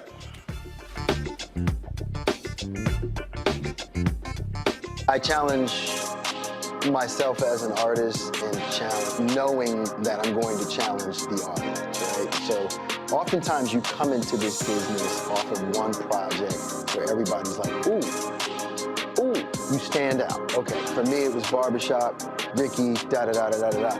Ricky was nothing like me growing up, right? Nothing like me growing up. But if that's people's first experience with you, right, as an audience member, they tend to think that's the real you, right?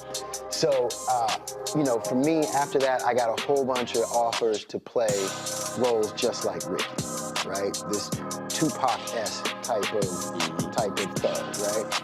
And I just said no over and over again. And then you keep trying to do other things. Then I went through a series of romantic movies and romantic leads, and you know, I always try to bring some sort of gravitas to those roles. And then it was like, okay, well, but before I get into all of that, let me hit y'all with, you know, For Color Girls, and, you know, step outside of the realm of, you know, what you expect of me to do as an audience member in terms of being this romantic lead and everything. Because I didn't get into this business to be the romantic lead, you know, that dude. Like, I didn't get into this business. You can get locked in. You can totally get locked in.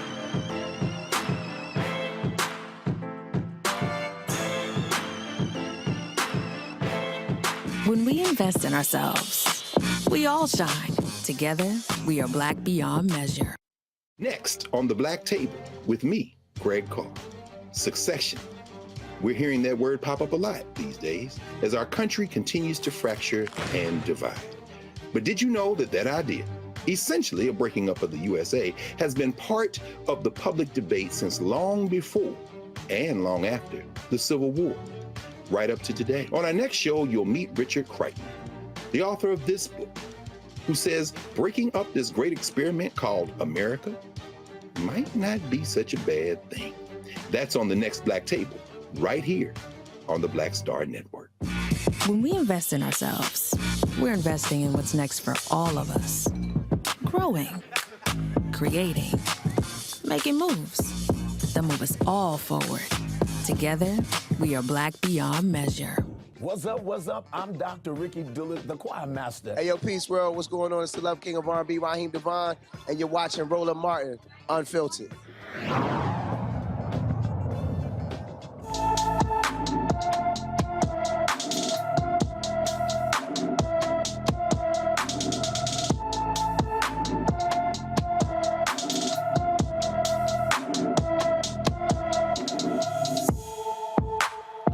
Daysani Bonilla has been missing since June 28th from Chicago.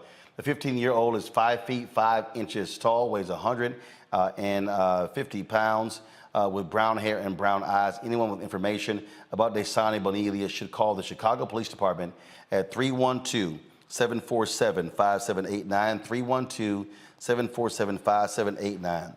Folks, in Florida, a teacher has resigned their job after an employee removed photos of historic Black civil rights figures from his bulletin board. Michael James, a special education teacher, taught for 15 years. He called the incident absolutely racist. The employee removed the images of Dr. King, Harriet Tubman, Colin Powell, and George Washington Carver, saying they were age inappropriate. James said most of his students are Black, and it is vital to show leaders who look like them. James resigned and sent a letter to Escambia County Superintendent as well as the Governor Ron DeSantis. The school district is investigating the matter. I'm sorry, teachers white, I ain't quitting.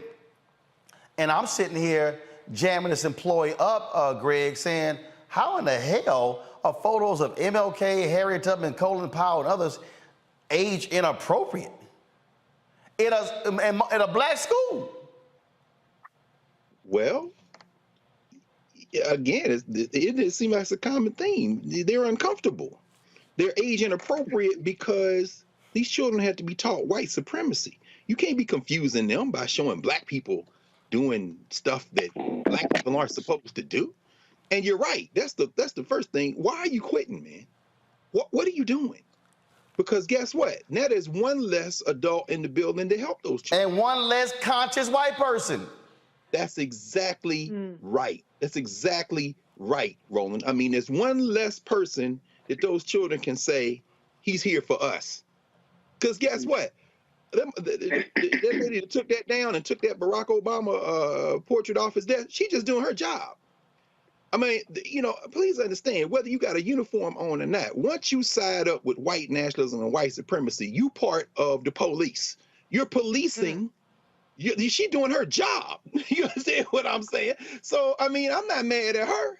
Show me your papers. I got to move these papers off the wall because I don't want these children getting out of their place. We worked hard to keep you in your place. So, I mean, that lady just doing her job. And I mean, I think at this point, what you said about 30 minutes ago, it just hits home. Actually, a little bit longer than that when we're talking about what's going on in Missouri, of course, and what's going on in Lease Summit. People can say what they want about segregation, but one thing they cannot say about the black schools of the apartheid era U.S.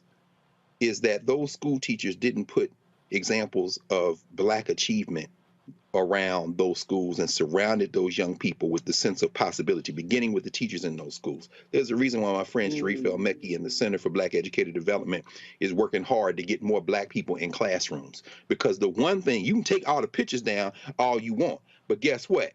When you got black women and men standing in front of you, that's a little bit harder to get out the building. So some of you young people, please consider teaching as an occupation. Because you see, this is what happens when a white person tries to make a change and they scared of the damn pictures. Imagine how scared they'll be when you walk in, sis, teaching somebody math.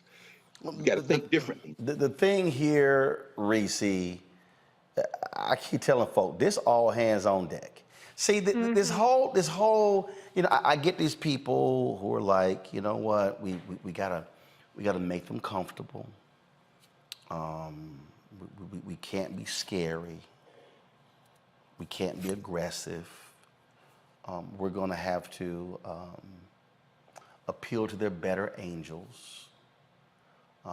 We're gonna have to get them to understand that we sympathize and we empathize with them and letting them know that, yeah, I mean, we know y'all been running this, and so we apologize for how things are now shifting.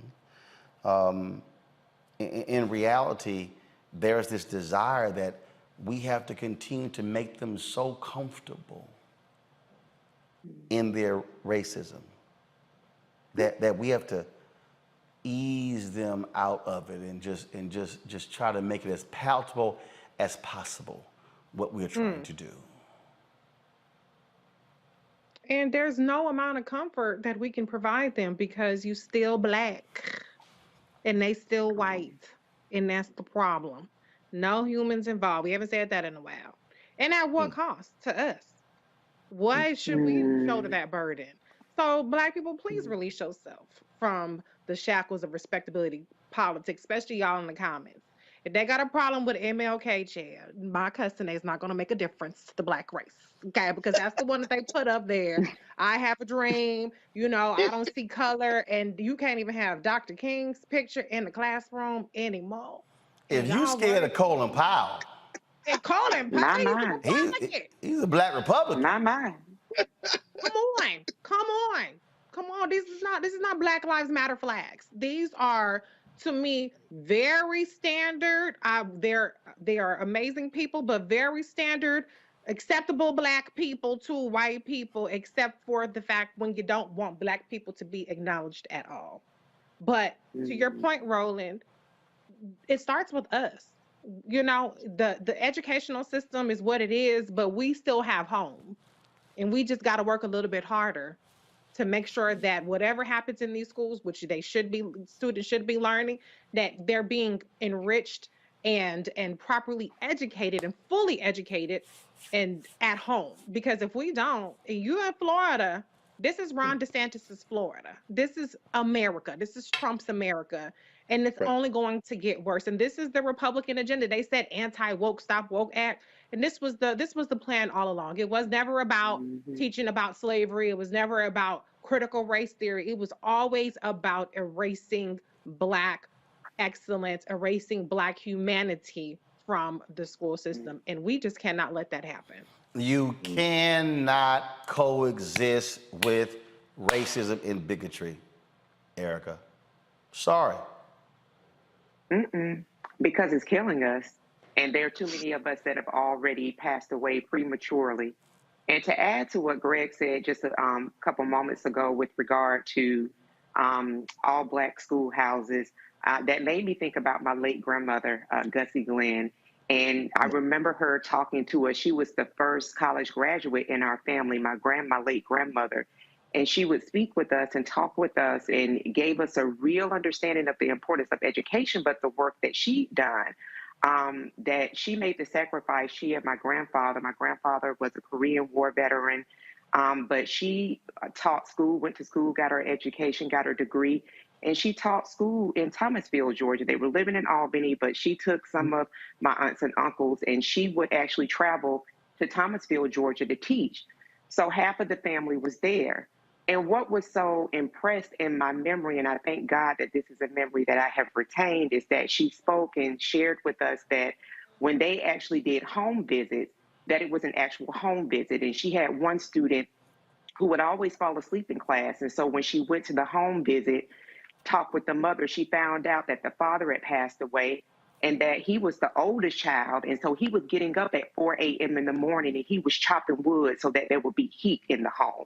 That kind of care. So to make sure that even whatever time that baby got to school, let him sleep because he's been up doing adult work because his father no longer lived and his mother had all of these children to take care of. So there was a community of people doing that.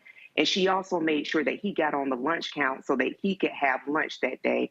My point in saying all of that is that the level of sacrifice that my grandmother, people, and all of our collective families have made, that what Greg said with regard to considering education, going into teaching as an occupation, you know what? That's our responsibility.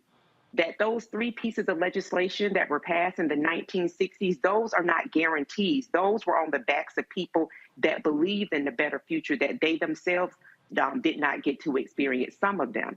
So it is our responsibility, each of our responsibility in the generation when we're seeing wars that are being raged, like Reese laid out about DeSantis's Florida, that this part of Florida is known as Lower Alabama, Pensacola, Escambia County. But for us to be very, very clear that because of what we have been benefactors of does not give us the luxury to put our damn feet up and act like we don't have a part in this ongoing war. We have a part in the war. So some people's part of the war will be to go into the education system and show up to make sure that that percentage of students that do have Black teachers does go on to not only complete high school, but they hopefully go on to complete college as well.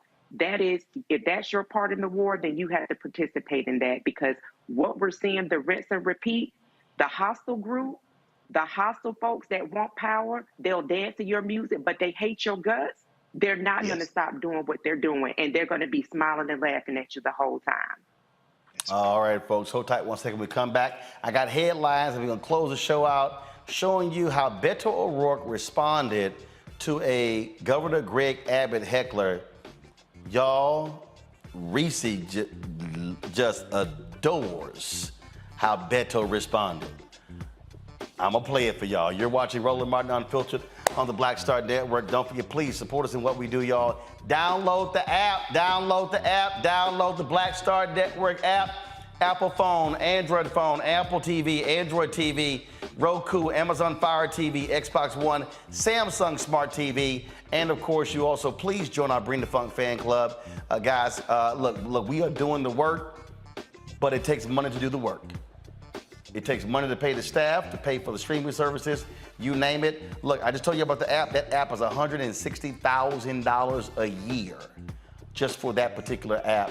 And so, trust me, your contributions matter. And so we're trying to raise $100,000 this month. 2,000 of our fans give $50 each. That's $100,000. That, folks, we're almost there. That pays for the app for the entire year. That's just 1 month. So I'm always sharing the information with y'all, being very upfront and honest about what these things cost.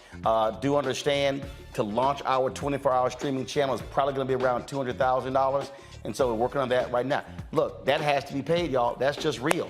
You got to pay the people who are working to get the distribution, and so that's what we're all about. And so check and money orders can go to P.O. Box 57196, Washington, D.C. 20037-0196.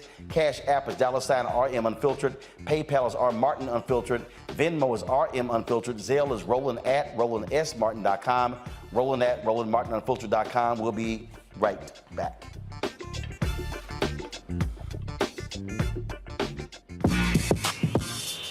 When we invest in ourselves, our glow, our vision, our vibe, we all shine. Together, we are Black beyond measure. On a next, A Balanced Life with me, Dr. Jackie, getting back to normal. Is there such a thing? We're about to send our kids back to school when we literally have more questions than there are answers.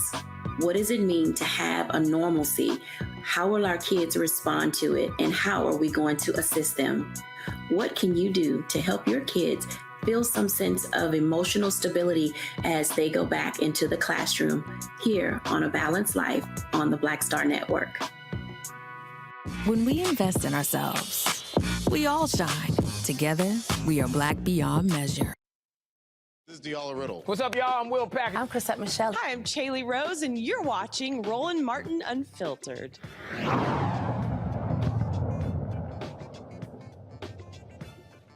Pull up a chair, take your seat at the Black Tape with me, Dr. Greg Carr, here on the Black Star Network. Every week, we'll take a deeper dive into the world we're living in. Join the conversation only on the Black Star Network. On the next Get Wealthy with me, Deborah Owens, America's Wealth Coach, you see the headlines. All frightening, right? Interest rates are going up. The recession is on the way. The stock market is up and down. But you know what they say, scared money don't make money. That's why I'm excited on our next Get Wealthy to have a conversation with someone who has written a new book, Fearless Finances, and she's going to share exactly what you need to do to secure your bag regardless of the ups and downs of the economy or the stock market. Oftentimes you can start with as little as $5. That's right here, only on Get Wealthy on Black Star Network. What's going on? This is Tobias Trevelyan. Hey, I'm Amber Stevens-West. Yo, what up, y'all? This is Jay Ellis, and you're watching Roland Martin Unfiltered.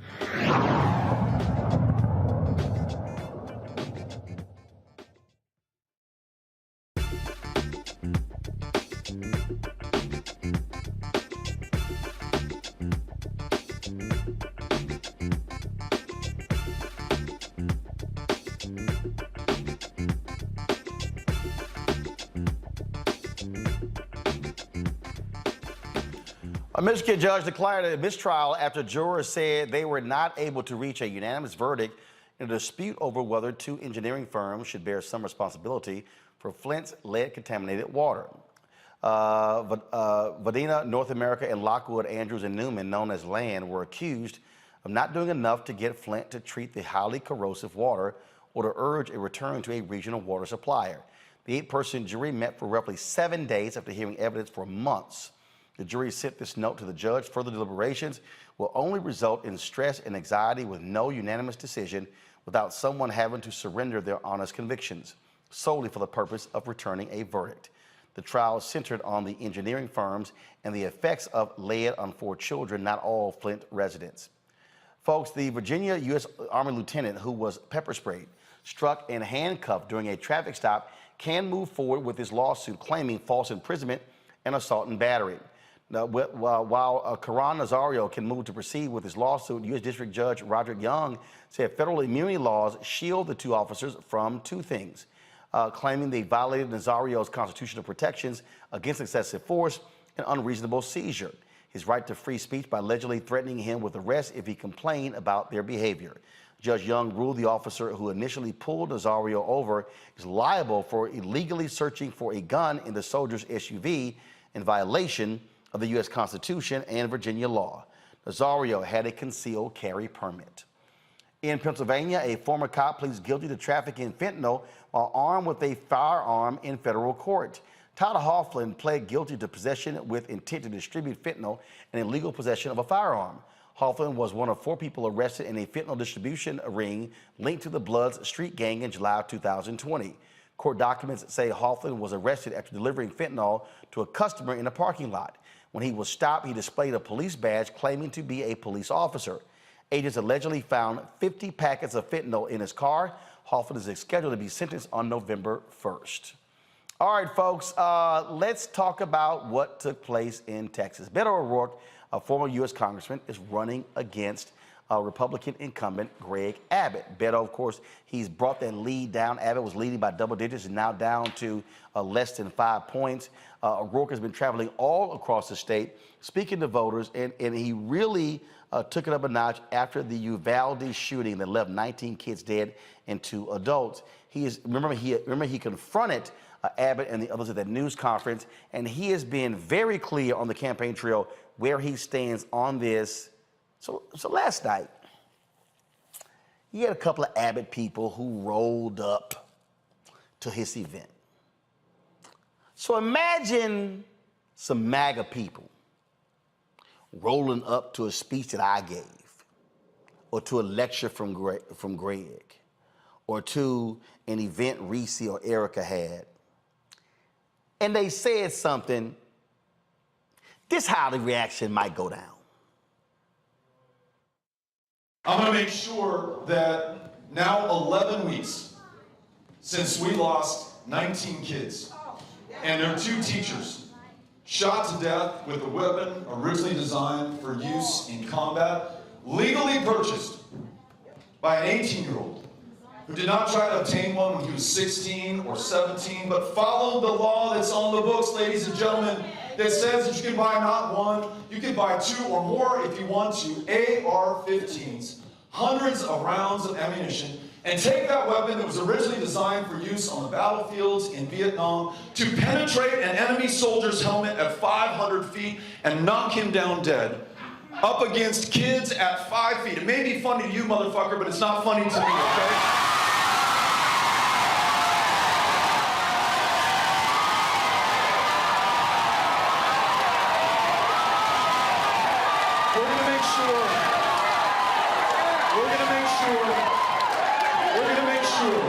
That our kids who are starting their school year right now, that they don't have to worry about somebody walking into their school with a weapon like this, that we take common sense steps, we find the common ground, Democrats and Republicans, gun owners, non-gun owners alike, and make sure that at a minimum, we raise the minimum age of purchase from 18 to 21 for an AR-15, that we have a universal background check for anyone who wants to buy a gun in the state of Texas.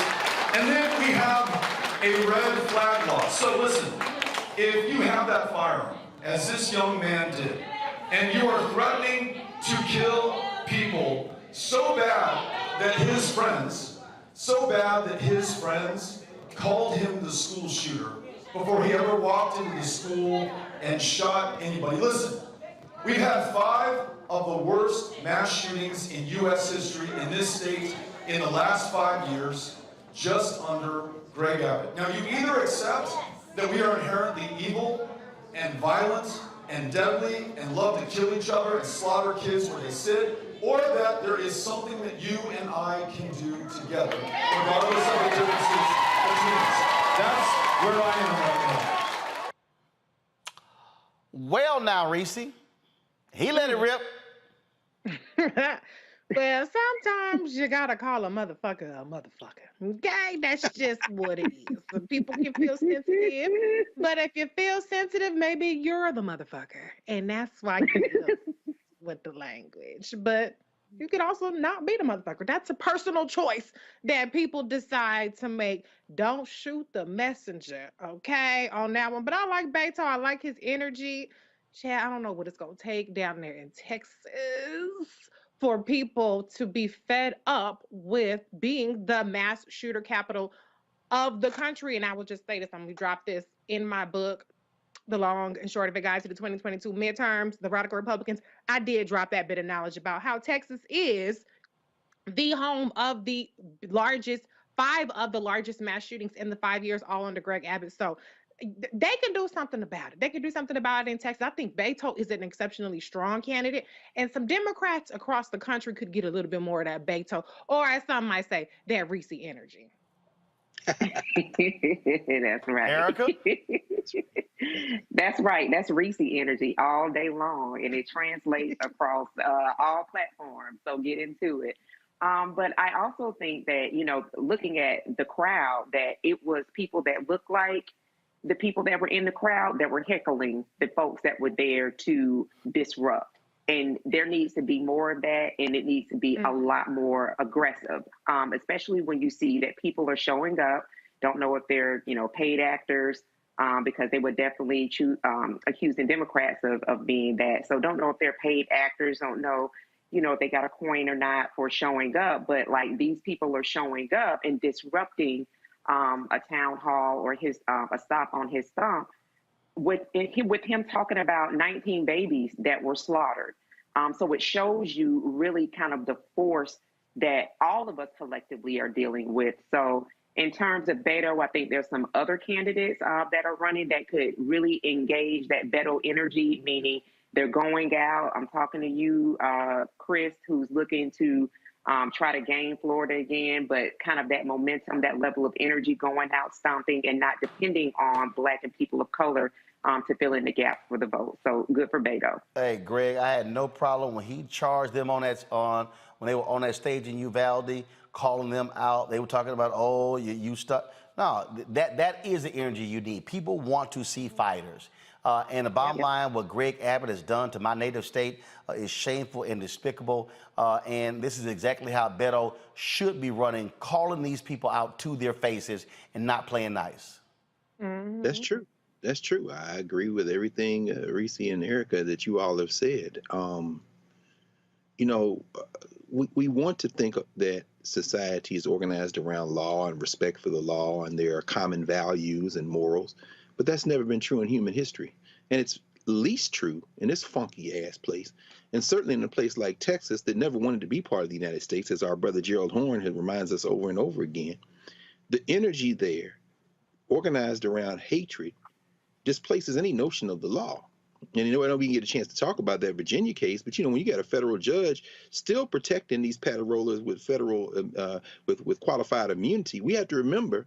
I was just reading this new law review article out by Alexander Reinert, who's at Cornell this year, usually at Cardozo School of Law, where he says, you know, Section 1983 in the Civil Rights Act it explicitly said that qualified immunity would not extend. This has been basically a judges deciding that they just don't like civil rights laws. And so what we saw there are people who have just decided, damn the law, damn humanity, you know, we don't care, we want power, to go to your original point. So when Beto said what he said, we've seen this show before. This is the energy we all have. The only question in this funky ass place is, when will you reach your limit? See, Beto O'Rourke is trying to deal with civility. And, you know, as a guy, Alex Zamalin, who has written a book called Against Civility, saying that civility is what allows whiteness to continue. In other words, y'all laughing at babies. Motherfuckers should be the least of your concern. Excuse me, young boy, I'm getting ready to have you join those children so you can talk to them in the ancestral realm about why you shouldn't have been laughing at them. Why? Because that's going to be, that laugh is going to be the last expression of breath out of your lungs. You see, most of us won't do that because we'll say, okay, no, we got to be better than that. But when you finally reach that moment, see, Beto O'Rourke, when he said motherfucker, he crossed a bridge. You understand? Yeah.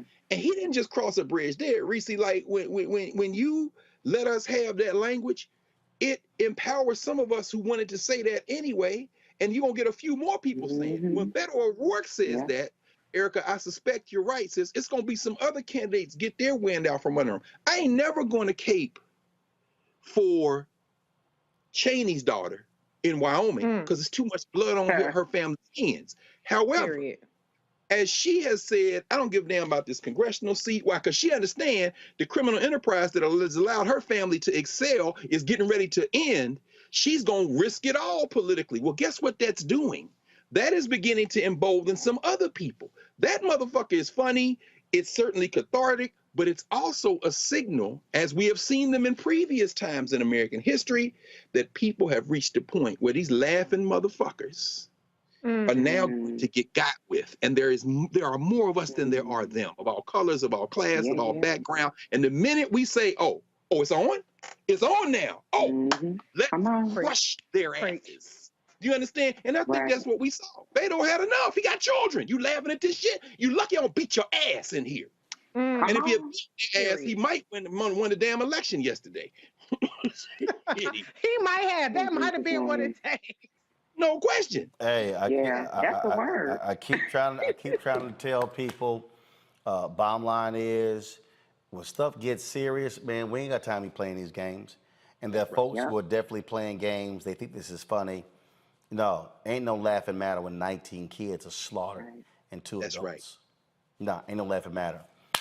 Greg, Reese, Eric, I certainly appreciate y'all joining us on today's show, be on the panel. Thank you so very much. Let me thank all of y'all for watching, the thousands of you who are watching on YouTube and Facebook and, of course, the Black Star Network app and the other platforms. Thank you so very much.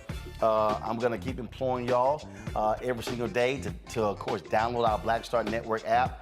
So we can increase our numbers, so we can keep building and building and building, y'all. This literally is 21st century Black-owned media. There's that mural that's in my office, hashtag Black-owned media matters.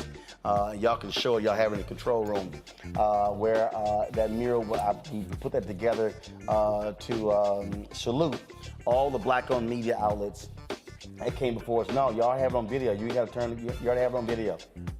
So pull it up. And so what we are trying to do, folks, is to build something that, again, empowers our people, provides a level of knowledge and expertise. And so that's why we do what we do. We're not trying to sit here and ask other people opinions to what can we cover, what can we do. We're about being able to cover our own story in our own unique way, just like the nation's first Black newspaper, Freedom's Journals, did when they said we wish to plead our own cause, too long have others spoken for us. And so please download our Black Star Network app, Apple phone, Android phone, Apple TV, Android TV, Roku, Amazon Fire TV, Xbox One, Samsung Smart TV. And please support us with your dollars, with your resources. It makes it possible for us to be able, as we're trying to build the advertising base, to be able to pay the bills, be able to make the decision to travel and cover the stories that we know are necessary and important to our people. Cash App is $RM Unfiltered. You can send a check or money order to P.O. Box 57196, Washington, D.C. 20037-0196. PayPal is R Martin Unfiltered. Venmo is RM Unfiltered. Zelle is Roland at RolandSMartin.com. Roland at RolandMartinUnfiltered.com. Shout out to Amari Robinson, Deandra Van Heusen, Fatima Morgan, Lavon White, Leslie Harrell, Vernon Ball, Randall Wilkerson, Carol Long, Karen Waters. Let's see here. Also, Nikita Walton, Charlene Johnson, Rudolph Banks, Einix, E-I-N-E-N-E-I-N-I-X Construction, Veronica Robinson. Thank you so very much. Let's see here. There's a couple of more, y'all. Let's see here. Brenda Bruton for an annual membership. We certainly appreciate that. And let's see here. Am I missing anyone? That is it while going off. So, folks, again, I appreciate it. Again, y'all, check out money orders to P.O. Box 57196, Washington, D.C. 20037-0196. The Cash App is $RM Unfiltered. PayPal is R Martin Unfiltered. Venmo is RM Unfiltered. Zelle is Roland at RolandSMartin.com. Roland at RolandMartinUnfiltered.com.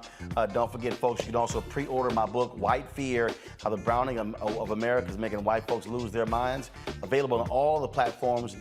Pre-order right now. What's our target goal? Y'all, we want to have 25,000 of these pre-ordered when we launch on September 13th. Go to Ben Bella Books, Amazon, Barnes & Noble, IndieBound, Bookshop, Chapters, Books A Million, and Target. All of these books are available. The books are available for pre-order. So please do so. Tell a friend, tell a church member, fraternity brother, sorority sister, you name it, let's do it. That's it, folks.